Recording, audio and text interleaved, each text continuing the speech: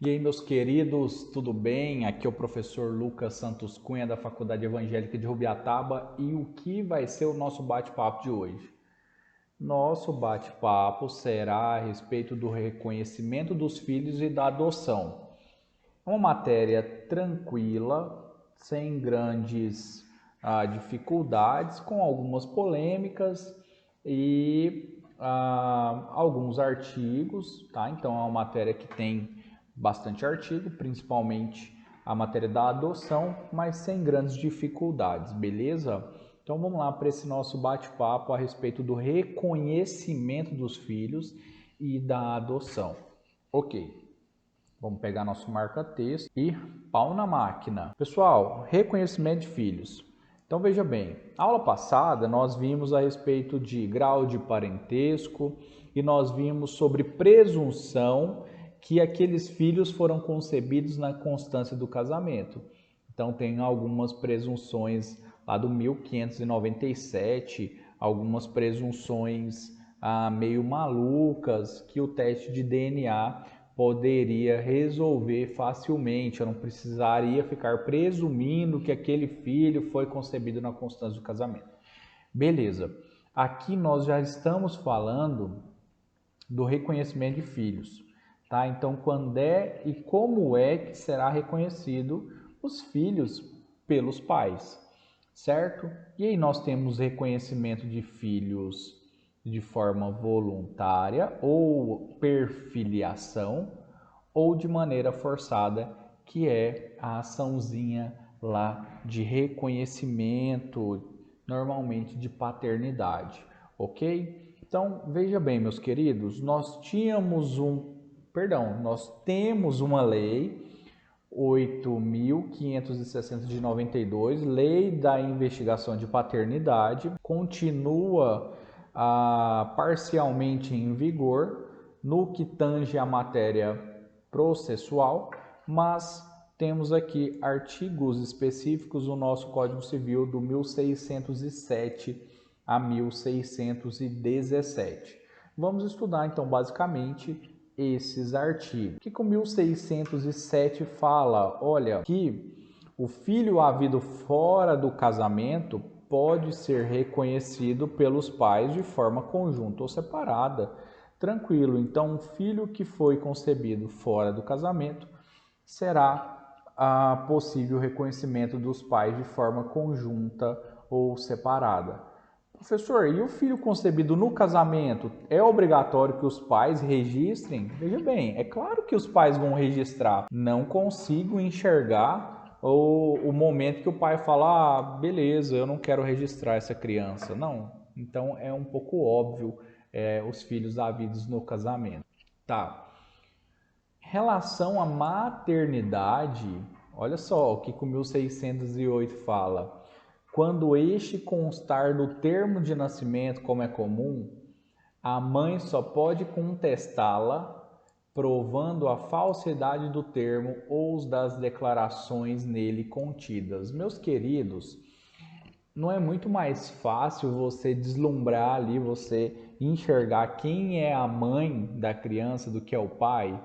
A mãe ali nasceu, deu à luz daquela mãe. Então veja bem, o que o ordenamento jurídico fala? Bom, como nós temos inclusive essa fala que é o mater sempre certa est, a maternidade sempre é certeza. A mãe só pode contestar a maternidade, ou seja, eu não sou mãe desse filho, eu não sou mãe desse bebê, quando ela conseguir comprovar a falsidade no termo ou alguma falsidade ou erro de declaração no termo de registro contidos. Ok? Então a mãe fala, olha, esse bebê não é meu porque foi registrado de maneira equivocada, ou esse bebê não é meu, tem declarações aqui que estão irregulares, houve a troca de bebê na maternidade. Então, aonde constar nesse termo aí que esse filho é meu, não é meu, porque houve a troca. É muito mais difícil enxergarmos isso, mas acontece essa troca de bebês às vezes acontece. Recentemente teve uma troca de bebê em Amazônia, Acre, ou algo mais nesse sentido ali para o lado do norte, que foi matéria de reportagem no Fantástico. As mães já estavam aí há quase um ano com os bebês trocados. Então, olha que situação. De qualquer forma, lembre-se da parentalidade socioafetiva. Então, nesse caso aí do norte, se essas mães estivessem aí há 10 anos com esses filhos e descobrem que ali houve a troca de bebê, eu imagino que não seria simplesmente retificação e destroca dos bebês. Toma aqui seu filho, me dá aqui o meu. Eu acho que não seria tão simples por conta do afeto, da parentalidade socioafetiva. Beleza. Mas na verdade, as grandes discussões sobre esse tema não é sobre o reconhecimento da maternidade. Isso é muito exceção. Isso é caso de novela. Isso é caso que aconteceu. Vocês mais novos não vão lembrar do caso Pedrinho, da Vilma, que roubou o bebê na maternidade e tudo mais, salvo engano aqui em Goiás. Vocês não vão lembrar disso. Tá? Então, esses casos de maternidade e tal é mais excepcional. Agora, reconhecimento de paternidade, aí sim o ratinho tá cheio, aí sim as mesas dos escritórios de advocacia civilistas estão repletos, porque a paternidade não é certa, a paternidade é relativa. Nós estamos diante de uma presunção relativa. E aí temos dois modos de reconhecimentos de filhos. Eu tenho o reconhecimento voluntário, chamado também de perfiliação. Na doutrina, nas decisões, nos exames, você vai ver esse nome aqui, perfiliação. O que é perfiliação? Reconhecimento voluntário dos filhos. Eu vou lá de forma voluntária e vou fazer o meu reconhecimento nas formas descritas no 1609, que nós vamos ver. As formas do 1609 são as formas de perfiliação. Tá, e se eu não vou reconhecer de maneira voluntária, então alguém me force a reconhecer. Então tem uma ação de reconhecimento da paternidade, ok? Beleza. Quais são as formas, então, de perfiliação que estão lá desenhadas no 1609? E olha só que legal. Olha, nós temos o registro de nascimento, beleza, eu sou pai, vou lá no registro, talvez não esteja casado no momento, talvez nem união estável esteja vivendo ali, foi uma situação, foi uma noite só que trouxe essa bênção que é o filho. Beleza. Mas vou lá e registro. Tranquilo. Beleza.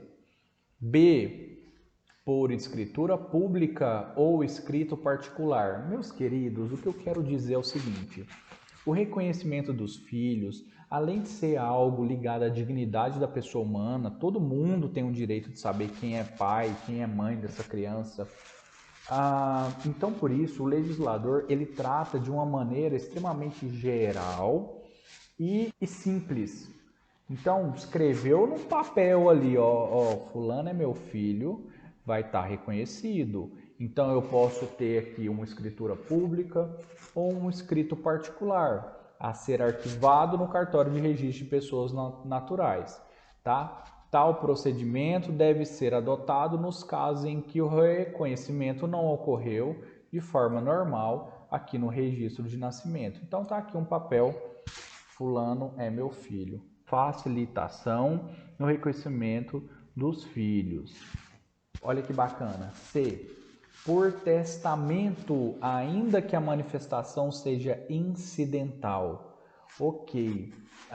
Primeira questão, qualquer tipo de testamento. Vocês vão estudar no semestre que vem, lá em sucessão, as modalidades de testamento, testamentos abertos, fechados, legado, codicilo. Então, você vai ter aqui espécies de testamento. Ok. Quando vocês estudarem esses testamentos, lembrem que o reconhecimento pode ser feito em qualquer testamento, em qualquer modalidade, seja o testamento militar, seja lá o aeronáutico, qualquer testamento, se houve um reconhecimento de filhos, esse reconhecimento vai ser válido, ok? Já adianto, professor, nós sabemos que o testamento poderá ser revogado ou poderá ser decretado nulo se ele não atingir os requisitos exigidos na lei. E aí, o testamento foi declarado nulo. Meus queridos, entenda, o reconhecimento é tão importante que o testamento pode estar inteiro maculado, menos o reconhecimento dos filhos. Ou seja, a analogia é, você bota fogo no testamento, a parte de reconhecimento dos filhos ficará inalterada, inatingível, ok? Lembre-se disso. D. Olha que legal a facilitação do reconhecimento dos filhos. Eu reconheço o filho de maneira voluntária por manifestação direta e expressa perante o juiz, ainda que o reconhecimento do filho não seja o único e principal do ato que o contém. Ou seja, o que a lei fala nesse sentido? Se eu manifestar de maneira direta e expressa em uma audiência perante um juiz o reconhecimento de um filho, mesmo que aquela audiência não seja para reconhecimento de filhos, às vezes eu sou uma mera testemunha, mas por um acaso eu declaro ali que fulano é meu filho, essa declaração pode ser consignada em ata, e aí essa consignação em ata, essa declaração será levada ao cartório para o reconhecimento de filhos. Então olha só esse exemplo aqui que o professor Tartucci dá na doutrina. A declaração feita por uma pessoa como testemunha em uma ação de despejo. Se o ato é de reconhecimento de filho, deve ser reputado como válido e eficaz, mesmo não sendo este o objeto da ação. Então a ação de despejo aqui, meus queridos, não tem nada a ver com reconhecimento, é só um exemplo falando que se eu manifestar por alguma coisa, eu falo demais ali e manifesto de maneira direta e expressa um reconhecimento de um filho perante um juiz, essa declaração terá total validade e condição para que eu vá lá e faça esse reconhecimento, ok? Então essas são as formas de reconhecimento de forma voluntária. Nesse mesmo sentido, o parágrafo único traz, olha, o reconhecimento pode proceder o nascimento, ou seja, um reconhecimento do nascituro antes do nascimento, ou o reconhecimento também pode ser posterior ao falecimento, que seria o reconhecimento pós-morte, post-mortem.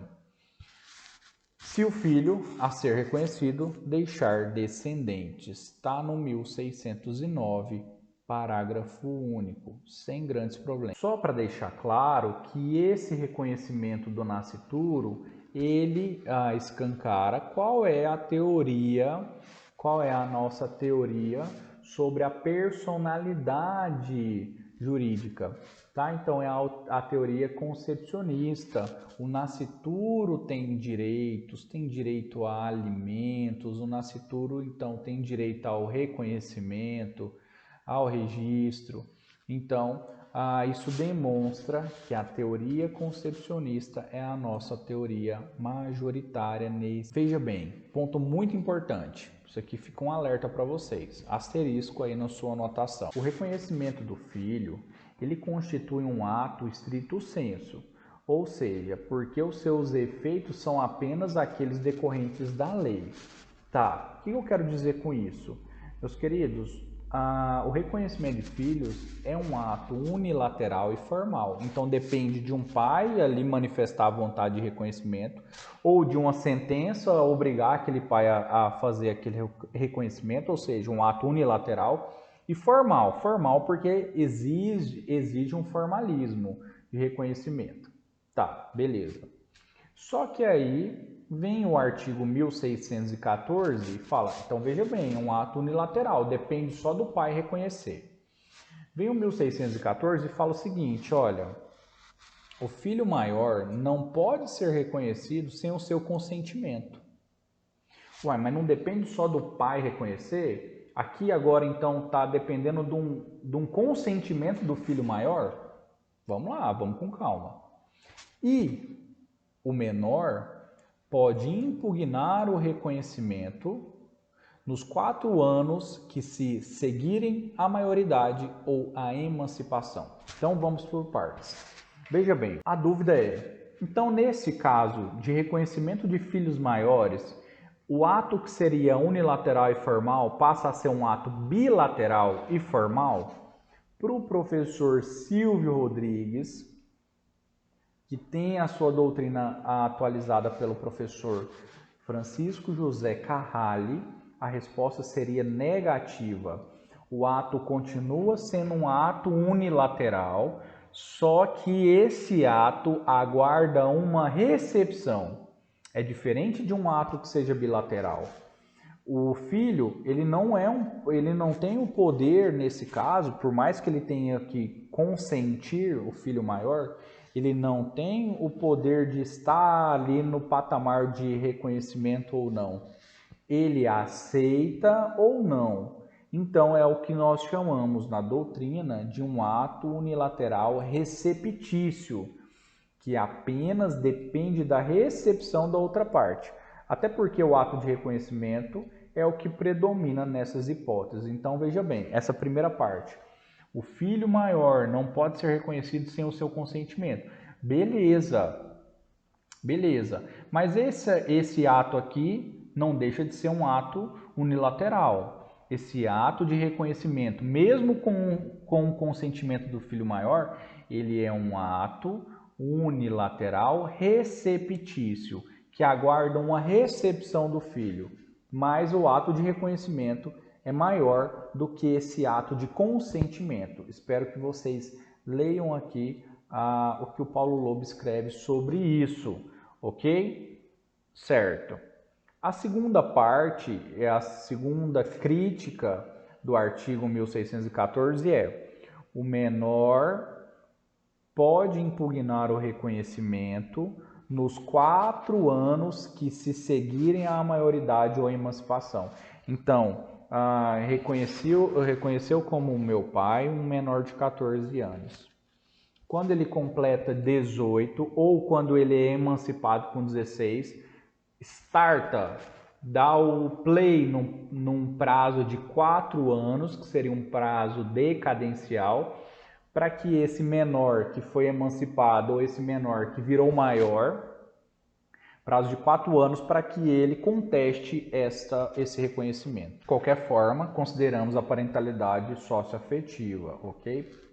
Tá. Outra característica do reconhecimento de filhos é um ato irrevogável. Ato irrevogável, certo? O que é um ato irrevogável? Não cabe a revogação, óbvio, e não cabe direito de arrependimento. Arrependi.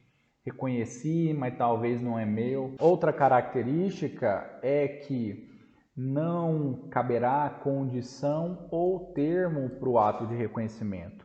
O ato de reconhecimento de filhos é incondicional.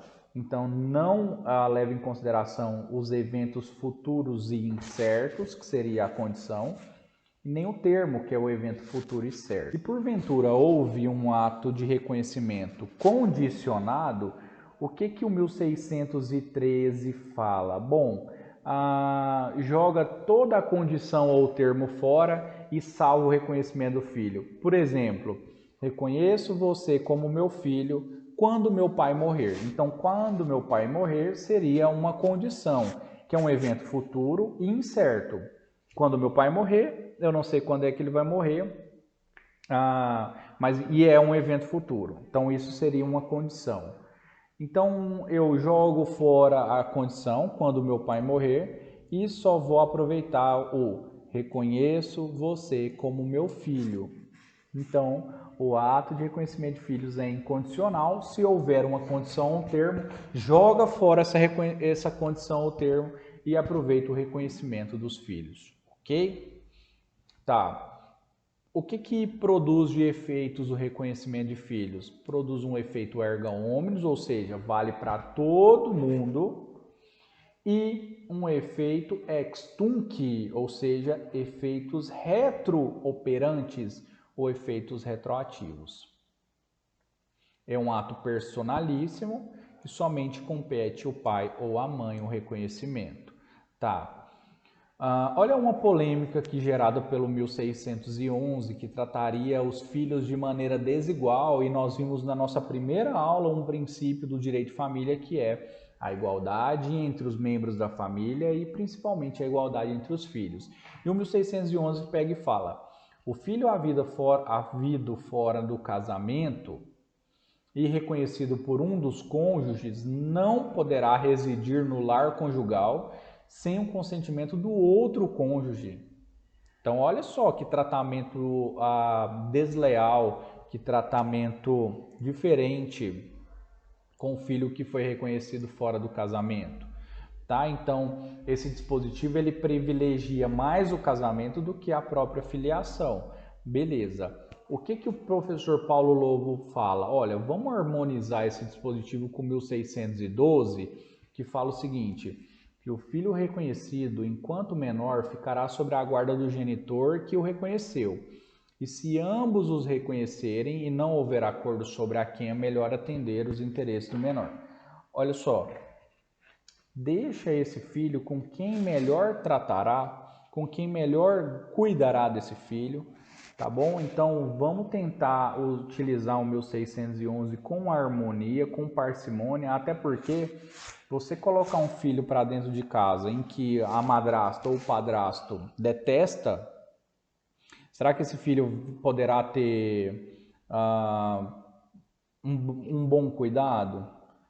Será que esse filho terá a tutela devida? Então é melhor que esse filho fique em um lugar em que as pessoas queiram que esse filho fique. Até porque, professor, mas é obrigação. Ele é o pai, então ele tem que ficar com esse filho. Bom, nesse caso o Estado pode até intervir. Não é porque a pessoa é pai que eu tenho que ficar com o filho mesmo maltratando esse filho. Tá? Então haverá intervenção estatal nesse caso. E para encerrar essa parte de reconhecimento de filhos, o 1617 fala: olha, a filiação materna ou paterna pode resultar de casamento declarado nulo ou ainda que seja reconhecido putativo. Bom, isso é óbvio, tá? Então aquele casamento putativo, lembra? Putar, imaginação, o casamento que eu imaginava que estava ok, mas não estava. Casamento nulo ou anulável, mas que tenha boa fé, esse casamento será considerado putativo. Ele vai ter validade até a data da sentença que declarou nulo ou anulável. Beleza.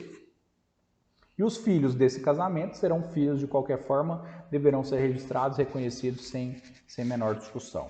E aí vamos para o reconhecimento judicial. Reconhecimento judicial é uma ação que nós vamos fazer para investigar e reconhecer a paternidade. Como é que é o nome iuris dessa ação? Investigação de paternidade, essa é a nomenclatura. Então, fulano de tal vem respeitosamente à presença de Vossa Excelência propor a ação de investigação de paternidade, com ou sem alimentos, em face do fulano de tal, ok? Tá, qual é a competência, o foro competente para que a gente proponha essa ação? Em regra, pelo nosso CPC atual, artigo 46, domicílio do réu, então seria no domicílio do pai. Mas, porém, contudo, entretanto, todavia, se houver acumulado a esse pedido de reconhecimento de paternidade, o pedido de alimentos, aí nós vamos para o 53, inciso 2 do CPC, que fala que o foro será do domicílio do autor, daquele que está pleiteando o alimento. Ok? Então, fique claro, em regra, domicílio do réu. Se tiver pedido de alimentos combinado aí nessa investigação, domicílio do autor, é aquele que vai requerer os alimentos. Legitimidade ativa. Quem é o polo ativo? Quem propõe a ação? Quem é o autor? Filho. Se menor assistido ou representado, beleza. Excepcionalmente o MP como substituto processual, se porventura a genitora aí desistir da ação ou algo nesse sentido, e essa desistência for algo que prejudica o filho o MP pode continuar com a ação, então ele seria um substituto processual. E para a corrente concepcionista, até o nascituro. Então, o neném que nem nasceu poderia ser o polo ativo. Nós não vemos muito isso na prática, tá? Às vezes não tem nem nome, não tem, então é dificultoso neste caso. Legitimidade passiva dessa ação investigatória. Quem é o réu dessa ação? Quem é o requerido? Tá, suposto pai ou suposta mãe. Tranquilo. Faleceu esse suposto pai ou suposto mãe? Será contra os herdeiros. Tá? Contra os herdeiros, lembra, não é contra o espólio não tem personalidade jurídica para estar figurando no polo da ação, é contra os herdeiros. Não havendo herdeiros, vou entrar contra o Estado, seja o Estado, município ou União, que receberão os bens vagos. Por fim, poderá existir aqui ser proposta uma ação contra os avós, uma ação avoenga, ok? Beleza? Simples assim. Fundamentos jurídicos do pedido. Então, ainda no que tange a matéria processual, a Lei 8560 de 92 tem vigor.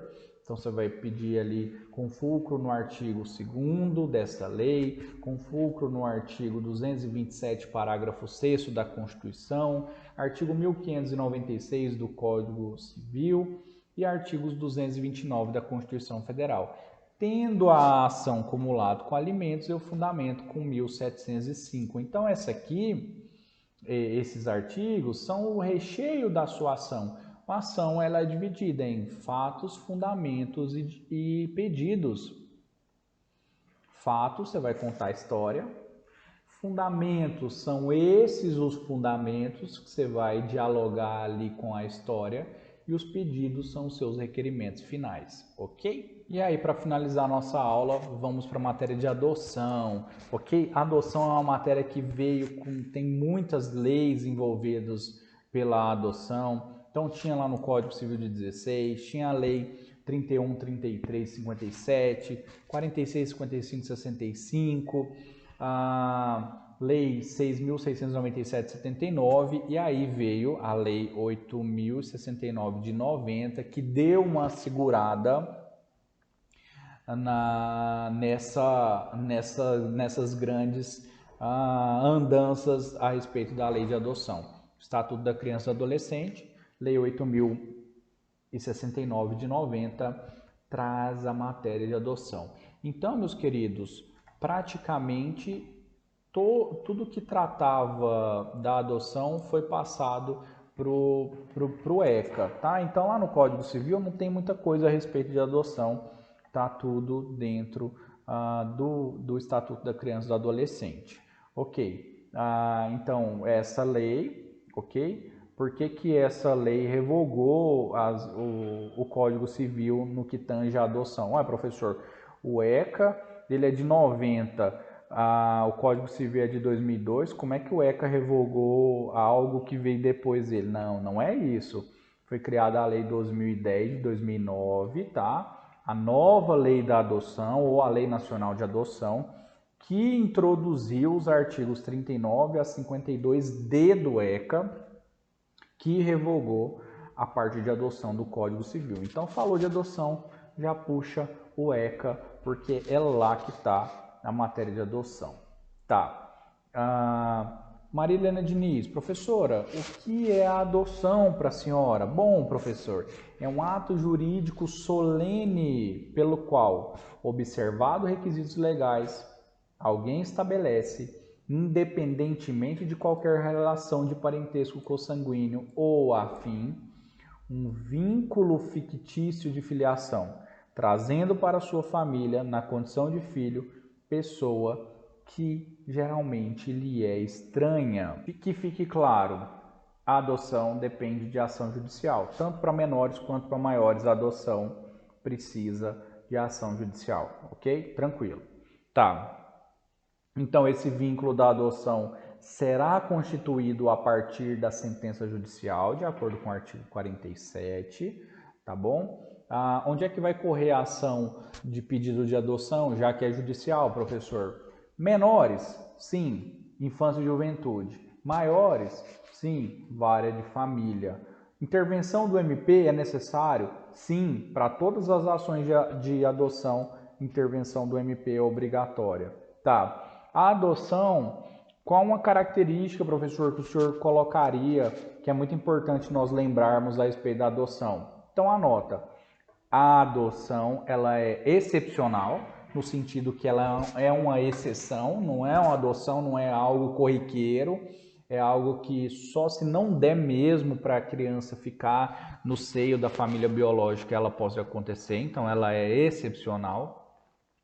Só que veja bem, ela é irrevogável, ok? Ela é irrevogável, a qual se deve decorrer apenas quando esgotados os recursos da manutenção da criança ou adolescente na família natural ou extensa, e ela é irrevogável, tá? Que fique bem claro, artigo 39, parágrafo 1º do ECA. Tá. Capacidade para adotar, qual é? Bom, a lei fala, no artigo 42, a pessoa precisa ser maior de idade, independente do estado civil, casado, solteiro, 18 anos. Só que o parágrafo 3º, ele faz um alerta, tá? Sua capacidade, lá no 42, é de maioridade civil. Só que a sua diferença de idade entre adotante e adotado deve ser de pelo menos 16 anos, ou seja, uma pessoa de 18 anos poderia adotar uma criança de no máximo 2 anos de idade, tá? 0, 1 ou 2 anos de idade. Com 3 anos, com 4 anos, a depender dos meses ali, você tem que ter uma diferença de 16 anos de idade entre quem está adotando e quem está sendo adotado, ok? Tá. A adoção que é feita por uma só pessoa é chamada de adoção unilateral, e a adoção que é feita em conjunto é chamada de adoção bilateral ou conjunta. Tá. O que é indispensável nessa adoção bilateral ou conjunta? Comprovar que são casados ou que têm união estável, ok? Vamos ver o que o STJ fala sobre isso.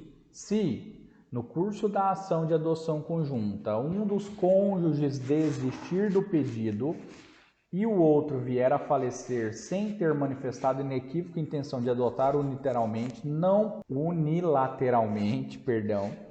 não poderá ser deferido ao interessado falecido o pedido de adoção unilateral pós-morte. Então, o que eu estou querendo dizer? A adoção é conjunta? Beleza. Então, é o casal que está adotando. Se no curso do processo, chega aqui, ó, no meio do processo, vou pôr M de meio, no meio do processo, alguém fala, olha, não quero mais, beleza, falou que não quero mais, e logo após isso, o outro cônjuge que ainda quer, falece. Então, o outro cônjuge ainda permanece um pouquinho e ele falece, vou pôr uma cruz aqui, morreu. Só que quando ele faleceu, ele não falou que ele ia continuar com o pedido unilateral. Excelência, não é mais em conjunto, o João deu para trás, agora sou só eu. Não, eu não falei e morri sem falar. O que o STJ entende? Veja bem, essa adoção não poderá ser concretizada, ou seja, seria uma adoção unilateral pós-morte.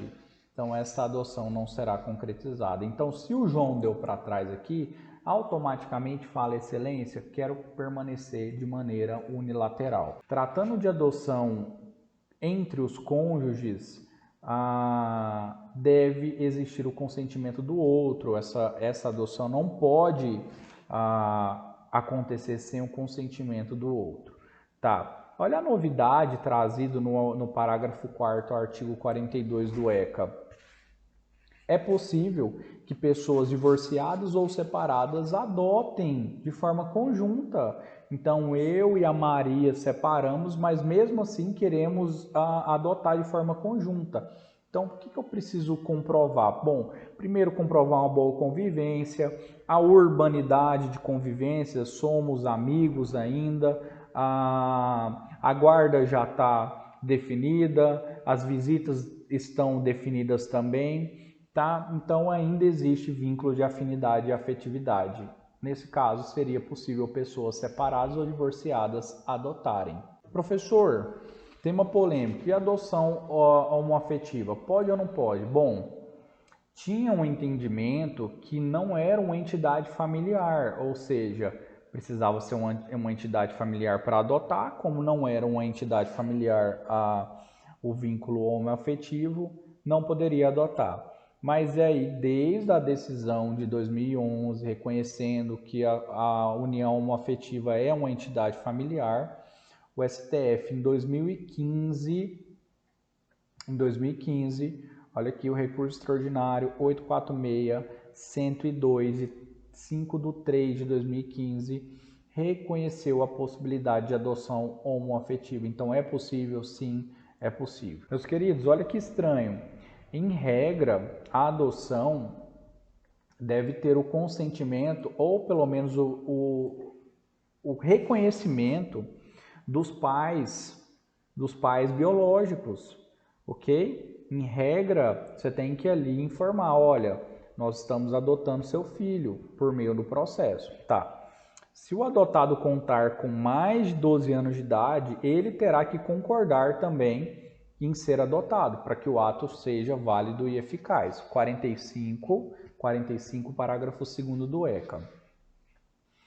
Uma dúvida é, esse consentimento dos pais, ou pelo menos o reconhecimento, a informação para esses pais biológicos que a criança tá sendo adotada, se a criança for maior de idade, há necessidade desse consentimento? O que a Maria Berenice Dias fala? O consentimento não, mas pelo menos a citação desses pais biológicos, tá? Essa sentença é algo que vai gerar uma grande ingerência nas vidas dessas pessoas, então pelo menos que eles sejam citados, tá? Quando é que esse consentimento será dispensado?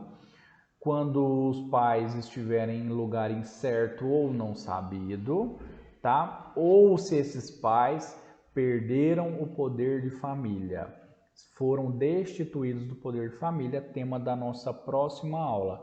O antigo poder pátrio, que foi substituído, o nome poder pátrio, por poder familiar.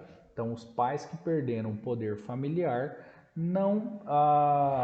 nem deverão ser citados, não precisa do seu consentimento. 41 do ECA deixa claro que o filho adotado ele tem as mesmas condições, os mesmos direitos e deveres dos outros filhos, tá? Tranquilo. Efeitos da adoção são o que? Nunca daqui para frente, tapinha na nuca, efeitos que não retroagem. 39, parágrafo 2º do ECA, não poderá ocorrer a adoção por procuração, é um ato personalíssimo. Olha só o que o 42, parágrafo 1º do ECA fala, é vedado a adoção por ascendentes ou irmãos. De todo modo, não há vedação de adoção de sobrinhos por tios ou por primos. Então, um irmão não pode adotar o outro. Um avô não pode adotar. Em regra, a adoção não pode ser feita, tá? Então, um avô, ele vai ser avô, ele não pode ir lá adotar. Essa é a nossa regra. Mas, apesar dessas restrições, nós temos algo chamado de adoção à brasileira, que permite, de forma excepcional, essa adoção entre irmãos, entre avós. Então, olha aqui, em 2014, o STJ admitiu excepcionalmente a adoção de neto por avós. Meus queridos, o adotado ele tem total direito de reconhecimento sua origem biológica, tá? Inclusive, pela lei, pelo ECA, ele tem total acesso irrestrito ao processo no qual a medida foi aplicada de eventuais incidentes após completar 18 anos. Então, completou 18 anos, e quiser ir atrás dos pais biológicos, você pode ir lá no fórum que tramitou seu processo de adoção, pegar o processo e ter todas as informações referentes a esse processo. Nada será escondido de você, porque é um direito do adotado. Dá algumas questões controvertidas para encerrar essa matéria de adoção. A primeira é a adoção à brasileira, tá? Então ali, o vô que adota o neto. Então, uma primeira questão polêmica, a adoção à brasileira. Naquele caso lá dos avós, o avô simplesmente chega e registra o neto como se filho fosse. Então vimos lá que isso está burlando o ECA, mas excepcionalmente é possível. E quando aqui o companheiro de uma mulher perfiliar o filho dela, o que é perfiliação mesmo? Perfiliar significa reconhecimento voluntário. Então eu sei que eu não sou o pai da criança, só que como eu estou ali com a mulher no momento do nascimento, eu pego e falo, não, sou eu o pai da criança, tá? Isso seria uma adoção simulada, seria um motivo de nulidade ou anulação desse registro. Porém, se comprovada a parentalidade socioafetiva, esse vínculo não será decretado nulo, ok? Segunda questão polêmica, adoção de nascituro, ou seja, aquele concebido, mas ainda não nasceu, sendo certo que pela teoria concepcionista já é considerado uma pessoa humana. Tá, de fato, se o nascituro é a pessoa, então ela tem direitos à personalidade, não há que afastar a adoção do nascituro. Estranho? Normalmente espera nascer, mas a doutrina vem e fala a respeito disso. Beleza, pessoal? Espero que vocês tenham gostado. E é isso aí, tamo junto, até o próximo.